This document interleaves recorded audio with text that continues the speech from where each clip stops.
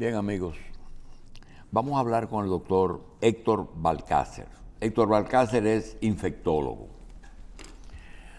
Antes de entrar en el tema de su especialidad, que tiene que ver con los diferentes tipos de virus que últimamente nos están afectando al mismo tiempo, cómo se diferencian, cuáles, todo eso lo vamos a hablar porque Michelle y Carlos están ansiosos por conocer todos esos detalles. Sin embargo, yo quiero que el doctor me excuse, que quiero hacer una introducción, que hace 2 días hemos estado hablando, que el país necesita esa información.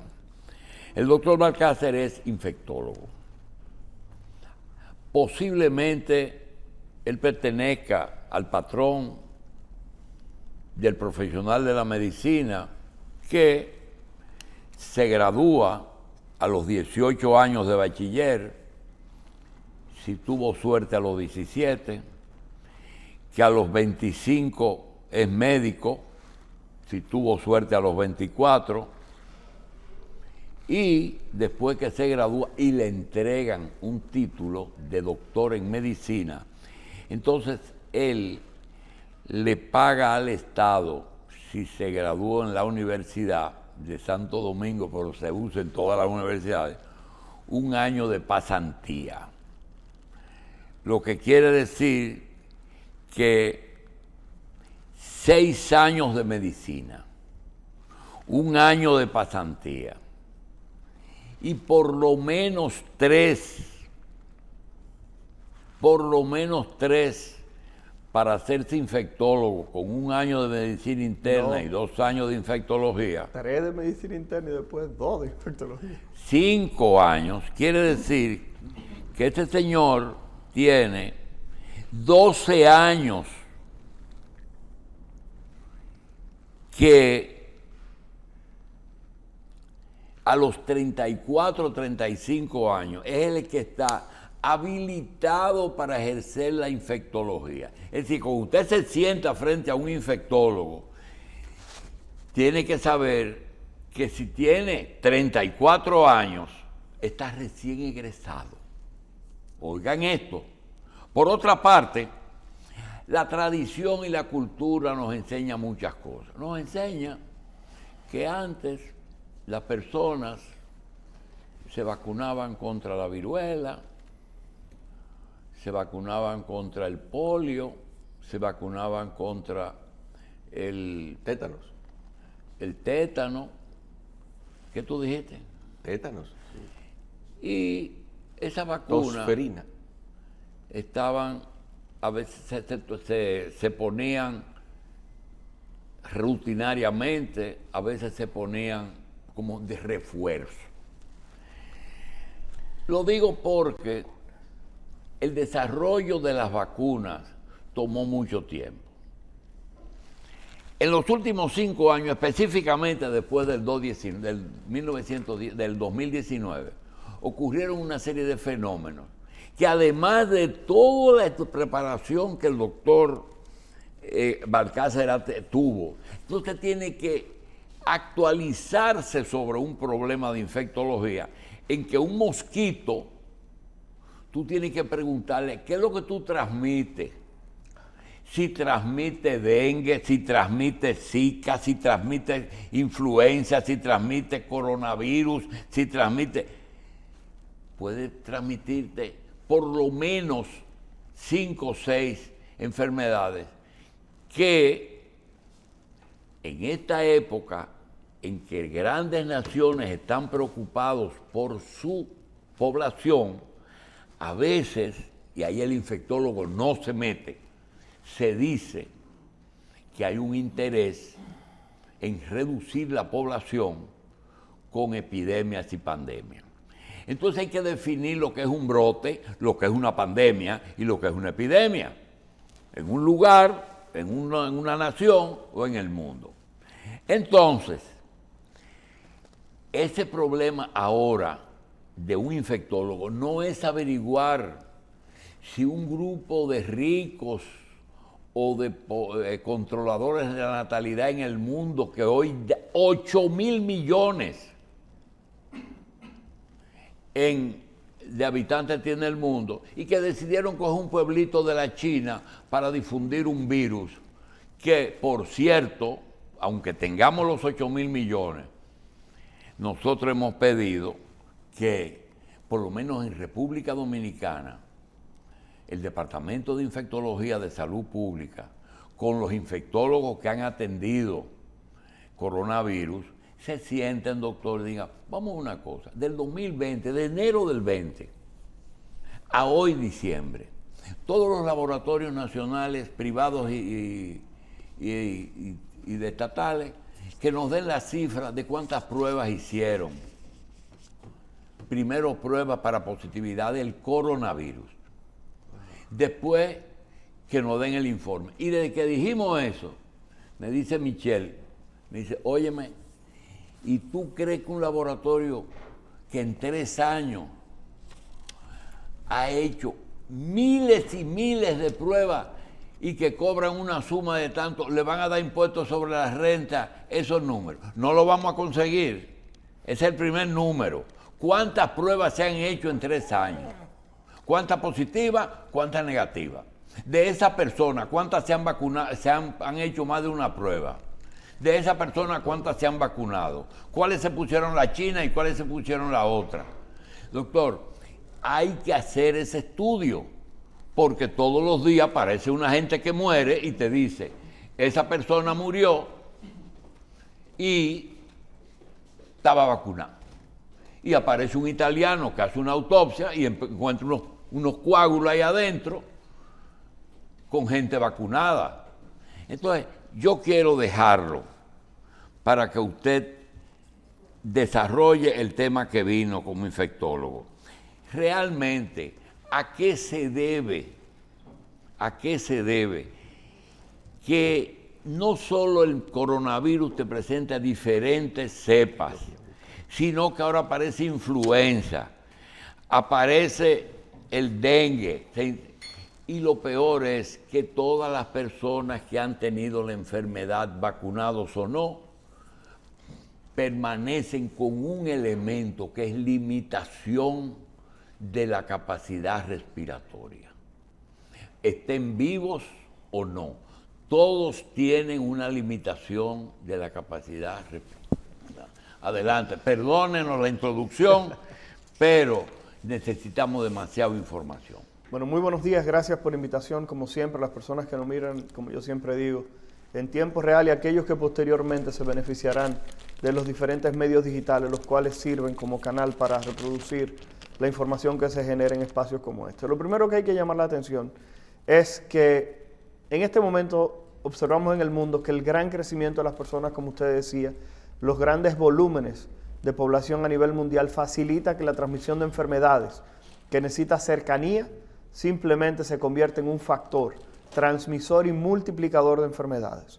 Como usted bien decía, muchas personas quizá no sepan que en el año 1900 a nivel mundial solamente éramos cerca de 900 millones de personas. Estamos hablando que no éramos ni siquiera 1.000 millones de personas.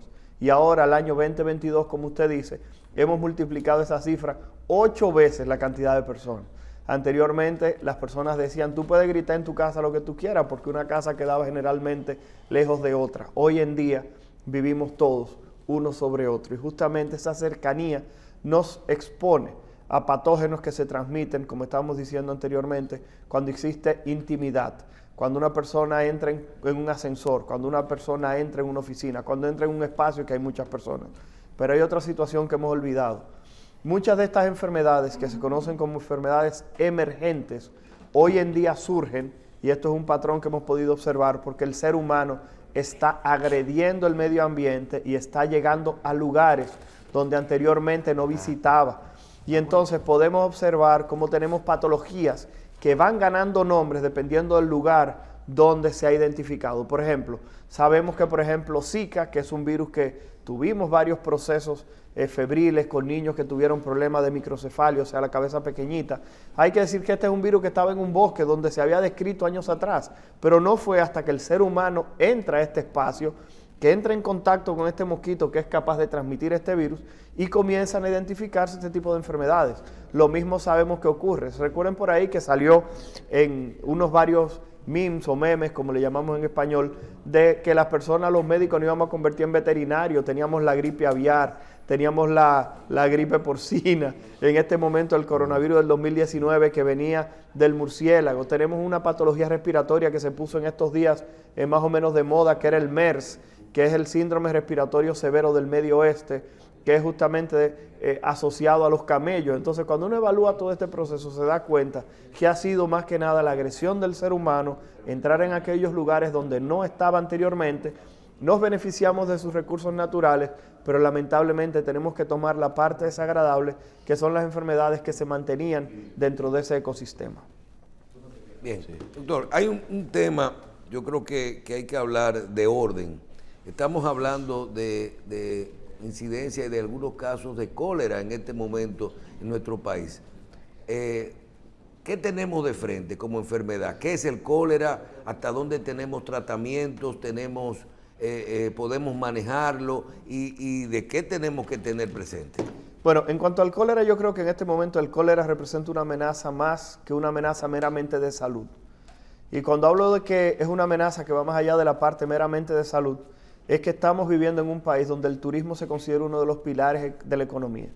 Entonces, imaginemos que tengamos un incremento de los casos de cólera significativo, que lleguemos a miles de casos. En este momento tenemos la cantidad de casos menor a 10 casos todavía de cólera en República Dominicana, casi todos ubicados en lo que es el Distrito Nacional, pero imaginemos que los países de los cuales hay que reconocer que tenemos una competencia por la llegada de turistas, comience a aprovechar ese tipo de procesos. O sea que estamos observando una patología la cual va más allá de la parte médica. En cuanto a la parte médica, hay que reconocer que en Haití se habla de más de 10.000 casos, posiblemente hasta 20.000 casos de cólera que han recibido atención. De esa cantidad de casos se habla que cerca de 200 o más personas han perdido la vida. En República Dominicana tenemos menos de 10 casos de cólera, pero no hemos tenido todavía el primer fallecido reportado de la patología. Lo que quiere haber dicho es que cuando hablamos del manejo, República Dominicana tiene un manejo completamente diferente a lo que sería el manejo en Haití. Hay que reconocer que nuestro sistema de salud pública es mucho más robusto, hay que reconocer que la respuesta que podemos dar es mucho más robusta, las autoridades pueden ir sin ningún tipo de problema a las ursas sin que se encuentren una banda armada que le arme un problema, hay distribución de gas para hervir justamente el agua, se lleva agua que está clorada en este momento a esos barrios, se están colocando tinacos para que las personas puedan dentro de lo posible disponer de una fuente acuífera que sea lo suficientemente segura. ¿Dónde está el problema? Vuelvo y planteo. El problema es que el cólera es una enfermedad infecciosa causada por una bacteria, la cual se reconoce como una de las enfermedades diarreicas más peligrosas del mundo, porque la cantidad de líquido que se pierde, así como de electrolitos con las evacuaciones, es una cantidad importante y se habla de que las personas pueden llegar a perder hasta 200 cc de líquido con cada deposición, con cada evacuación. Lo que quiere dejar dicho es que cuando usted tiene 10 deposiciones en unas 2 o 3 horas, usted ya ha perdido 2 litros de agua. Y si usted no tiene la capacidad de reponerlo, se habla de que hay personas que hasta en 5 horas han perdido la vida cuando inicia el proceso. La realidad es que estamos frente a un panorama en el cual las autoridades están tratando de darles respuesta, pero repito, esa respuesta no tiene que ser solamente sanitaria, sino que tiene que ser una respuesta comunicacional correcta, tiene que ser una respuesta de las autoridades que tienen que ver con salud pública, pero también el Ministerio de Obras Públicas, INAPA, la CAS, o sea que estamos hablando de que varias instituciones deben dirigir sus esfuerzos para tratar de frenar esto, repito, porque esta patología va más allá de lo que tiene que ver meramente con salud. Hay en este momento mucha confusión con la parte, sobre todo del COVID hacia adelante, porque yo no sé si es que es exceso de confianza, que la gente se acostumbró, que ya se dieron cuenta que hay medicamentos, que se vacunó, en fin, que tenemos menos cantidad de exigencias, de pruebas que no son obligatorias y todo esto. Pero hay un dato, definitivamente tenemos COVID, las gripes tradicionales, la influenza y asimismo hay muchos virus respiratorios circulando. Doctor, son confusiones ¿Es que hay incremento de las demás o realmente estamos ya conviviendo con todo esto? Llegó la Navidad, llegó el frío y ahora estamos conviviendo con todo esto paralelo porque la gente no se está cuidando. Ok, hay que colocar un contexto. Ya el uso de mascarilla desapareció. Lo que quiere dejar dicho que los procesos respiratorios se transmiten mucho más fácil. Segundo contexto, estamos en un momento en el cual la República Dominicana se ha convertido en el área del Caribe en un foco, un destino turístico principal. Razón por la cual nosotros recibimos los turistas y las personas que nos visitan. Eso es bueno porque nos traen sus recursos, pero también tiene una parte que no se ve. Y es que concomitantemente al traer sus recursos también traen los procesos infecciosos que estaban padeciendo en sus lugares. Entonces esas personas llegan con cuadros respiratorios y posteriormente se diseminan en territorio dominicano. Tercero, en este momento hay que reconocer que muchas personas han perdido lo que tiene que ver con el temor al coronavirus, porque frente al uso de las vacunas y las diferentes variantes y subvariantes que han aparecido, en este momento se sabe que la subvariante que tenemos, XBB, que está circulando en República Dominicana, es una subvariante mucho más contagiosa, pero que no tiene la misma capacidad de producir enfermedad grave o que amerite hospitalización como las otras subvariantes. El único inconveniente con esto es que decimos que hay una disminución, pero no hablamos de que es cero. ¿Por qué razón? Porque en este momento todavía hay personas que tienen que ser hospitalizadas por cuadros respiratorios, por cuadros febriles, por procesos vinculados al coronavirus. ¿Pero qué ocurre? El ministro de Salud habla de aplicarse una quinta, una sexta dosis. ¿Por qué? Porque estamos hablando que esas son dosis de las cuales se benefician siempre las personas que son más vulnerables a formas graves. Estamos hablando de todo aquel que tiene más de 60 años, diabéticos, personas con obesidad, fumadores de 20, 30 años que sabemos que tienen un tracto respiratorio que está golpeado, personas que viven con VIH, trasplantados, personas que han recibido quimio, radioterapia. Cualquier persona en un estado de vulnerabilidad que sabe que puede presentar una forma grave, independientemente cuál sea la variante que aparezca, hay que reconocer que puede complicarse.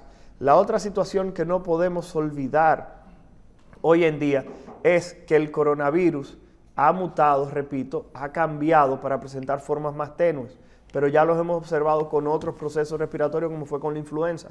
Generalmente estamos hablando de procesos benévolos, pero en algún momento aparece una variante o aparece una forma de la influenza que es mucho más agresiva y produce un incremento de mortalidad. Pero no podemos olvidar que el coronavirus pudiera hacer eso. Por eso la recomendación cada vez que me preguntan para estos procesos respiratorios es que usted se aplique las vacunas de los procesos que tienen vacuna. Si la influenza hay que aplicarse una vacuna al año para disminuir mortalidad, y mucha gente no sabe que en Estados Unidos se mueren en promedio 100 personas diario de influenza, hay que decir que usted nada más tiene que aplicar una dosis al año para disminuir mortalidad. Con el coronavirus, un esquema de vacunación completo son 3 dosis.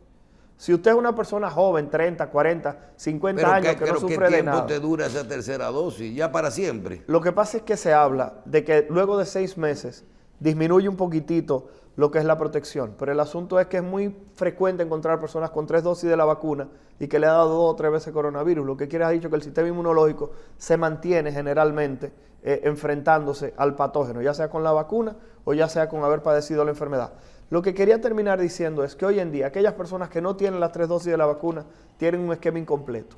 Ya hoy en día se sabe que 3 dosis de la vacuna es el esquema completo. Repito, si usted es una persona sana, eso es suficiente.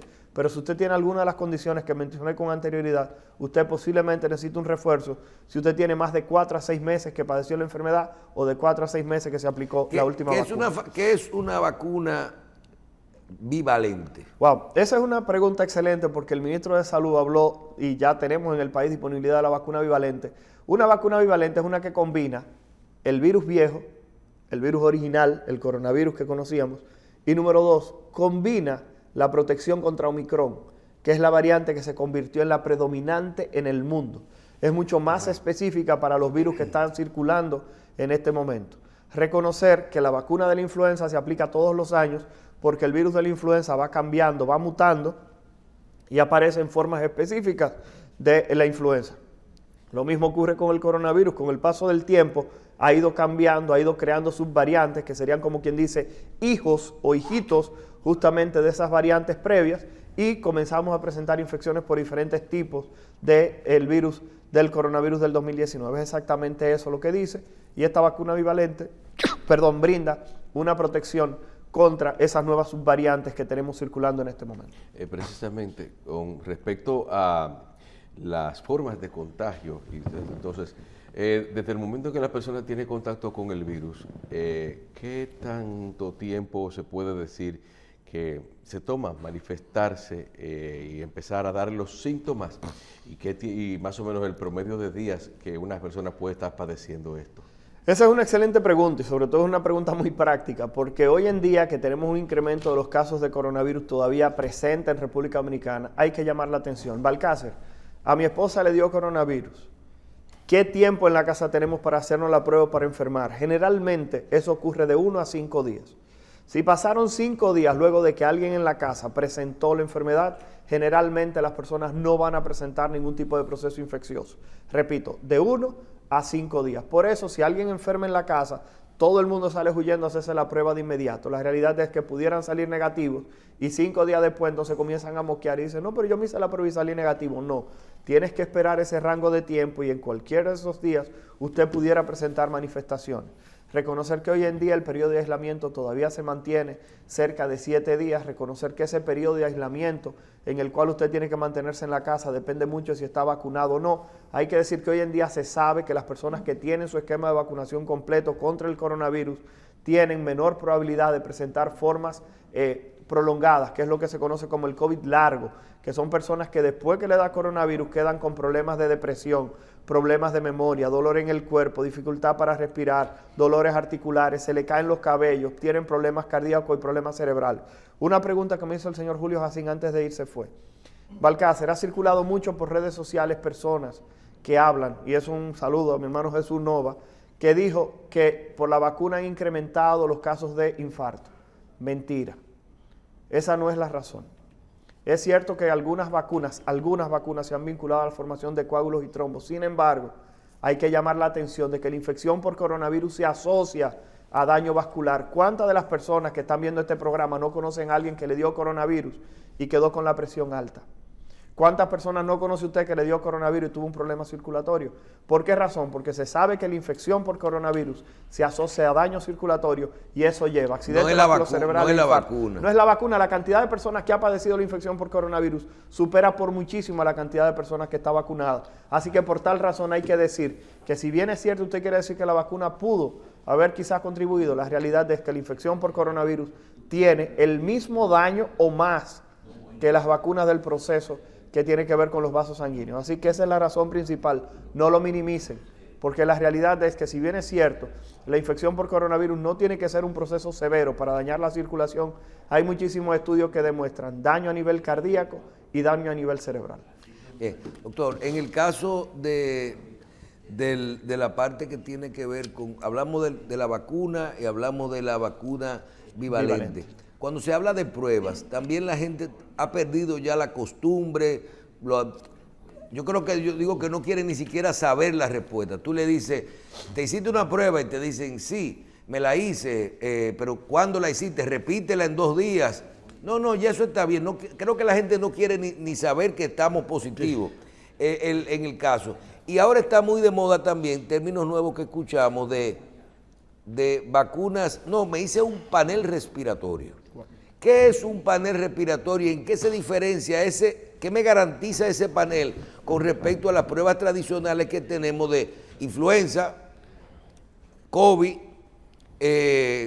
o antígenos o PCR? ¿Qué hay que hacer cuál es la prueba a realizarse? Mire, lo que pasa es que el panel respiratorio tiene una limitante, y es que el panel respiratorio es una prueba un poco costosa y que las administradoras de riesgos de salud, como conocemos aquí la ARS, no tienen cobertura para la misma, y que esta prueba es una prueba que busca más de 20 agentes que son capaces de producir procesos respiratorios.